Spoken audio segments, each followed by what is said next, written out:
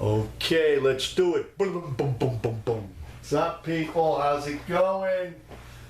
Making some huge gains in the world of ancient mysteries. Taking away the mysteries of the past.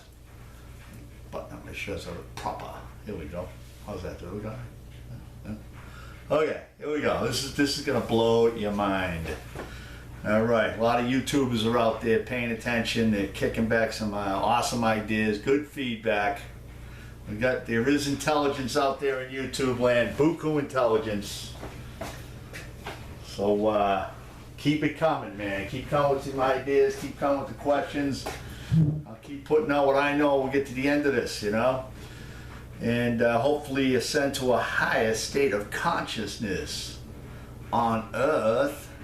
And use the energies, you know, use the energies, you know, it's not, you know, get off the scorch and burn technology that we seem to be stuck in right now. So anyways, solved. I don't know, I just like go over the top once in a while. Anyways, solved. Great Pyramid Giza, reason for shafts. Okay. The shafts and their granite balls is a fail-safe system designed to shut down a high heat condition inside the king's and queen's chamber to prevent a meltdown of the pyramid. Okay, if you watched my other previous video on the purpose of the granite balls and the shafts, check that out and then come to this video.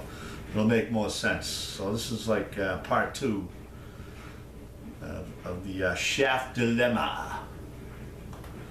Okay, my theory is that the pyramids around the planet are lenses in the subatomic world. They lens gravity, the graviton. Okay, and they have 3 particular functions. Large pyramids manipulate the magma currents. The smaller, medium to small size pyramids pull up the groundwater and also raise the ground that they're built on. If you look at this is physical evidence, repeatable physical observable evidence that you can see anywhere where a pyramid's built. They are usually the highest, one of the highest, you know, things around, within a reasonable distance. Anyways, so that being said, we're just going to cascade right into this. It's going to be a quick one. We're already up to 4 minutes. I can't believe it. It's unbelievable. All right, King's Chamber here. Gonna get my walking stick. Then we got the shafts. The shafts of particular interest in this video. We got the Queen's Chamber down here. Queen, King, you know, typical stuff. You guys probably seen it a zillion times. We have my my discovery that I brought forth into the world, and it's most, if not all, large pyramid complexes line up with volcanoes 180 degrees opposed to them on the same approximate latitude. I know some people out there, it can't be a theory, it's got to be on the exact latitude. You know, we're not dealing with first surface mirrors here and laser beams. We're dealing with the soup sandwich called planet Earth.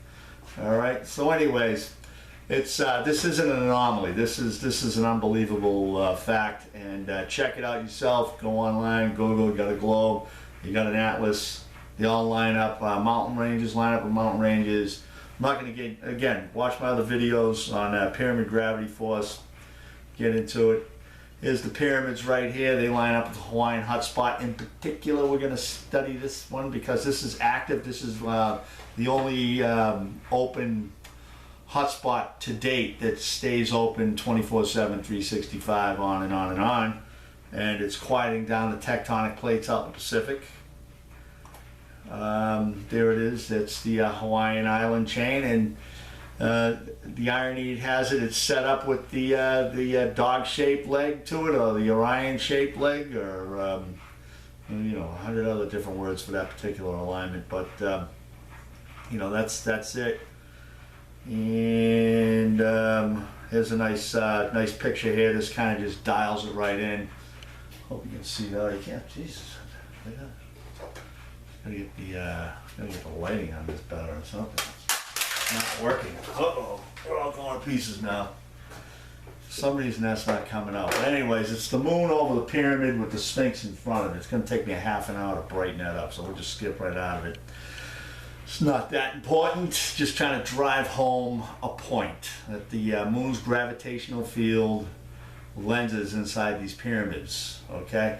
Now this is the King's Chamber, and we got the relieving chambers up top here. The gable roof. You got the portcullis, the grand gallery. And basically, the lensing goes on when this thing is in alignment with the moon. And if you can think of just an open space, then you get 41 70-ton granite beams that make up the relieving chambers. So you have an airspace in between. You got 1, 2, 3, 4, 5 counting the gable. So you can think, the subatomic world, even though, it flows through things, it's still going to slow it down. And what it does is it converts the regular gravitational field that we feel in our endocrine system. And it breaks it down into a frequency, a workable frequency, okay, a gravity frequency. And with that frequency, you can generate heat in the right environments. Now this is a picture of the Queen's shaft, and it could be the King's Chamber shaft, not sure. And it's like I don't know, 5x5 opening, maybe 6x6, not too sure on that particular one. But here's the shafts in question. We have the shafts. They're U-shaped. On the top and sides, just U-channel stone. It just sits on a flat base. If you just go check out my other videos, you get up to speed on the design of that, or there's probably 1,000 other videos on the internet, YouTube on shaft design. Rudolf Ganterbrink gave us a lot of insight on what's going on with these shafts. And here we go. My previous video was on the reason that the King's Chamber south shaft has oval and dome shaped sections in it at the end, like 9 feet of oval shape, and then it transfers into a 7-foot dome shape. And basically this ball hop, this is a thermally activated device that shuts the pyramid down or lowers the heat generating energy inside the pyramid once this shaft is opened up into the King's Chamber, the Queen's Chamber. It's been recorded by Freemason Dixon. Now, when he did break open the Queen's Chamber shaft, it became cool. It was hot in there, and after he broke it open, it's in the 90s or whatever. Once he broke open the shafts and the wall that covered the shaft, the particular space there cooled right down. I guess it has, to this day, I guess they claim it has like the temperature of 68 or 70 degrees all the time. So anyways, you can see the ball hop diagram I put up there, Great Pyramid of Giza, rectangular. These are the rectangular shafts on the other three, but the other three don't have a 45-degree pitch, so you can just get away with a square shaft. But because the south shaft has a 45-degree pitch, you would have ball hop if you used flat sections. This is the 8-foot section, 7-foot section of a flat shaft. This is just a theoretical image of what's going on when you have a 45-degree pitch. So anyways, you have the ball just bouncing up and down like a chrome ball in a pinball machine. It's banging all over the place. And what happens? You lose velocity. You lose velocity, you lose momentum, you lose your energy, and you're not going to bust through that wall to counteract a thermal overload inside the chambers. So this is the design that has an oval shape. You got 165 feet at 45 degrees. You got the 9 feet of shaft. I thought it was 8. It was 9 feet, and then 7 feet of the dome shaft. So you got, it comes down square, transfers to oval, then to dome. This is to eliminate ball hop. If you watch my other video, ball hop's bad. We don't like ball hop. This is the shaft doors up the queen chamber, and they're still there. They have these two posts, that copper posts that are still there. They're hooks, posts, or wires, or some kind of, it's just corroded and just hasn't stood the test of time, obviously. There's a good portion of this mechanism is missing. So again, this is where the granite ball was held in place, at the top of the shaft, okay, by a device that I'll show you right now. I hope you can see this. You should be able to see it. It looks a little blurry. Come on, man, don't film me now, camera, cheap camera equipment. All right, so we got the two hooks here. You got the ball. The width of this thing is 8 inches, and these hooks are 4 inches apart, and the ball is about 3.5 inches, to 3 3/4 inch, and it just sits up in there with fusible links that are in red. I don't know if you can see it, but they're in red. So basically, the heat, if you have a high heat system. I'll go to a side view here. You can probably see this a little bit better. Shaft door side view. You have the copper. You have the copper, hooks up there holding the ball in place, snug up against the door with lead seals holding the joints together, just like they do today. We use the same technology on oil boilers and a bunch of sprinkler systems and things of that nature.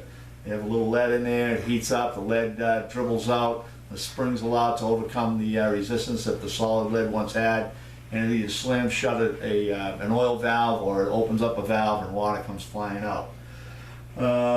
Still used today, like I said. So it's just a copper mechanism with just a simple lead tie holding it together. And once you get into the temperature ranges of melting the lead, it melts it, ball lets go, goes 120 miles an hour, blows out that remaining 4 to 5 inches of 3 inches or whatever it is in the granite wall, and opens the shaft up to the king's chamber or queen's chamber. Now, that being said, the way in my book, Pyramid Gravity Force, we got to throw the book up, and like I said, and if you read my book and if you watch my videos, you don't even have to read the book, you can just watch the videos. I'm putting this stuff out for free, just trying to jumpstart humanity in the right direction, like a lot of other people in this industry. It's a passion. It's more like an obsession. But anyways, we got Pyramid Gravity Force. And as you can see, the moon's on one side, you get the pyramid on the other, and they operate off of the moon's gravitational field. You lens the gravity over a volcano, and it affects the pyramid, and then the moon spins, the planet spins underneath the moon with the pyramid side, lenses it, lowers the gravitational field of the volcano, and allows the Hawaiian hotspot to stay open. It's a high temperature condition. When you're lensing off a volcano, if you build a pyramid, you're raising the magma up to the base of a pyramid. You could look at it as a pyramid of a volcano seed. A pyramid is a volcano seed, and it's not a good thing. You don't want to build a volcano on the Giza plateau. So they play around with the energies, and they put these shafts in there to make sure that they can curb an overheating situation. Like I've said in my book, like alluding to earlier, was when you open up a pyramid, you disable the gravitational lensing mechanism in there. It's like you're creating a bypass. Not to mention they've blasted up the side of the king's chamber and wiped out the relieving chambers. And that system has been damaged, so you're not creating that workable frequency. And basically, you got heat in there. There's evidence of heat inside the pyramid. The top of the grand gallery has burn marks, melted stone right outside the portcullis chamber. Here's the king's chamber. Now, there was ancient uranium mines located in Egypt. Okay, so you know where we're going with this. This is a dry, I'm more in favor of dry nuclear reaction. So, you know, we don't have to take uranium 235, 238 out of the ground and purify it to the point where, you know, we would melt its way to the core of the earth. You don't have to purify it. You can find uranium in its natural state, put it inside the crucible, which is sometimes called the sarcophagus, like in the king's chamber, but I think it's a crucible. And you can put it in there and, yeah, you know, you close the pyramid up and you get heat, okay? Now, what are we doing with the heat? You got the portcullis chamber right outside the king's chamber, and there's vertical slots in the wall. What are these vertical slots? You look around today, you see vertical slots, yeah, the pipe goes in there, right? So you can go in there, tap into the energy being created with the, you know, you got four vertical slots there. There's 4 tubes, you know, 2 inlet, 2 outlet. You got you know, some kind of a pump. There's high-tech stuff. These people weren't running around with loincloth and you know, bare feet. You know, the people who put this stuff together rival our technology. We're just in the Stone Age as far as technology. We're talking, these people are Type 3 technology on a Kardashian scale.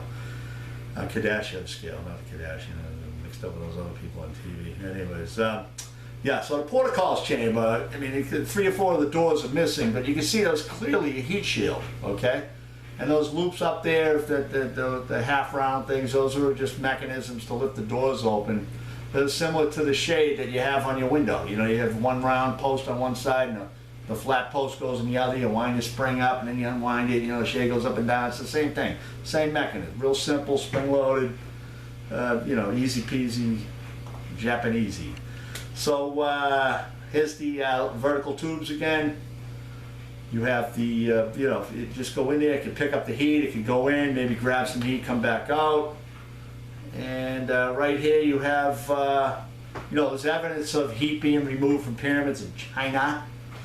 It's one of the great mysteries of the ancient world. Mount Baiyong in Quancheng province of China is crowned by a strange pyramid-like structure full of caves and contain perfect symmetrical time-eaten metal pipes. They're inserted deep into the rock and seem to feed into a nearby lake. So, you know, it's 150,000 years ago. So you can toss the 12,000, 6,000 year craziness that everybody's, you know, focused in on. It's absolute lunacy. And, you know, we'll skip out, we'll go at least 250,000 years here, at least 2 ice ages that the technology's down here on the planet. Middle of the ice age, might get a little cold. You know, you use your pyramid to pull some magma up, then you know, or you use a little uranium, you get some heat, you pump it out to the neighborhood, you get a hot shower, who knows what could happen. You know, you get you know, an interface, you get warmness, and then you know, you can. There's ways of avoiding nuclear contamination. We do it all the time with different exchange systems. So, moving right along, this is a picture of you know, one of the pipes up there. They're most of them 1.5 to 2 inches. A lot of capillary tubes.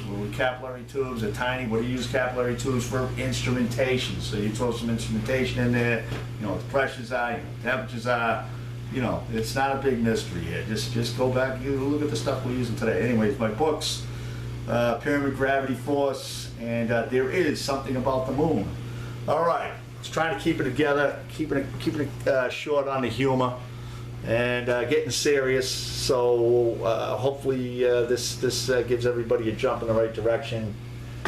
And so basically, you got two things that are heating that can cause heat in there. It's my system, which is the gravitational field when the pyramids are shut. It just generates heat on its own, or you could have a crucible full of uranium 235, 238. You don't have to super purify it like we do with we gas it with you know, nuclear gas and all this other madness. So that's just a thought, anyways. But I think it's geoengineering, and you know, you don't want to pull the magma up into the king's chamber and melt the whole pyramid down. So when you open up the shafts, it disables the gravitational density inside the pyramid, cools things down. So these things, these shafts, these balls, they're just fail-safes. They're you know, thermally activated switches that shut off the reaction, the energy force. So again, my name's John Shaughnessy. Be cool, be nice, share, and subscribe.